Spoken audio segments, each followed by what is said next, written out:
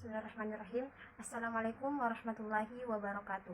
Perkenalkan, nama saya Nur Yulianti dari kelas MBS 5B dengan NIM 210403052.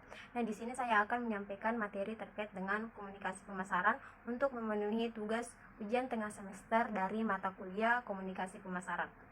Nah, di dalam suatu komunikasi pemasaran itu kita harus mengetahui terlebih dahulu terkait dengan konsep dasar dari komunikasi itu sendiri. Nah, secara umum, komunikasi itu dapat diartikan sebagai suatu proses pertukaran informasi antara satu orang dengan orang lainnya yang dapat menimbulkan interaksi dan juga reaksi.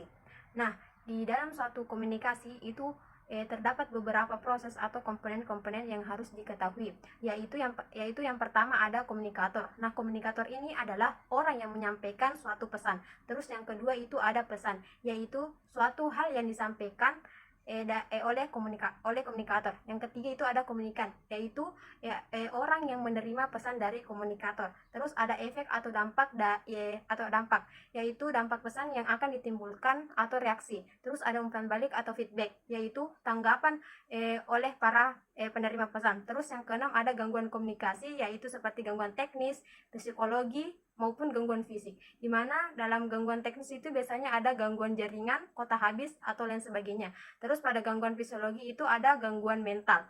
Terus gangguan fisik itu kayak semacam gangguan penglihatan maupun pendengaran. Terus kemudian itu kita juga harus mengetahui tujuan dari komunikasi itu sendiri, yaitu dapat disesuaikan dengan kebutuhan masing-masing orang.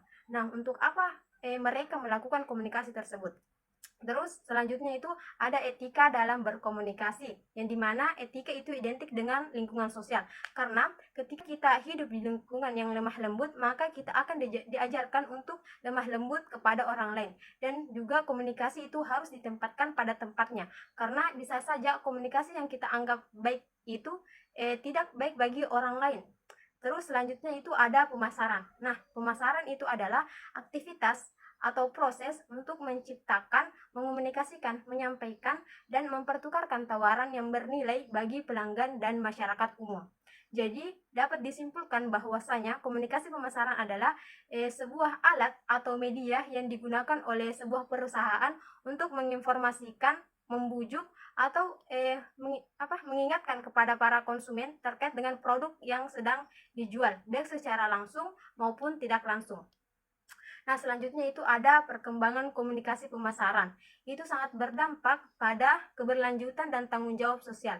Nah, cara komunikasi pemasaran dapat berdampak pada keberlanjutan dan tanggung jawab sosial, yaitu yang pertama itu ada meningkatkan tanggung jawab sosial. Yang kedua itu ada meningkatkan kesadaran konsumen. Yang ketiga meningkatkan daya saing. Yang keempat ada transparansi. Yang kelima ada melibatkan pemangku kepentingan. Yang keenam itu ada membangun hubungan jangka panjang dengan para pelanggan. Yang ketujuh itu ada mendidik pelanggan.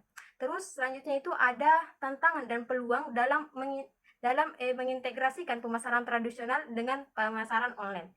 Nah, dengan mengintegrasikan pemasaran tradisional dengan pemasaran digital itu dapat menjadi tantangan. Namun hal tersebut juga memberikan peluang bagi para pebisnis untuk menjangkau halayak yang lebih luas dan meningkatkan strategi pemasaran mereka.